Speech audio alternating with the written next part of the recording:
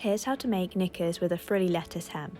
The first step is to cut out your fabric. I like to use my rotary cutter when making lingerie as I find I can be more accurate around the curves and on smaller pieces. Next, bag out the gusset by pinning the outer gusset at the front seam with the right sides facing together and matching the centre notches. Then, flip over to the wrong side and pin the lining in place. The lining piece will be shorter than the outer pieces, so be careful to match the notches. Stitch this seam with a straight stitch and then finish the edge with an overlocker. Now attach the back gusset using the same technique. I start by pinning the outer gusset in place first and then flipping over and pinning the lining. It will look twisted at first, but once you finish sewing, the raw edges should be hidden under the lining. The next step is to hem the leg edges. I'm using a rolled overlock hem, so I set up my machine for this stitch and I sewed a tester to check the tension was correct. Then I started hemming my edge.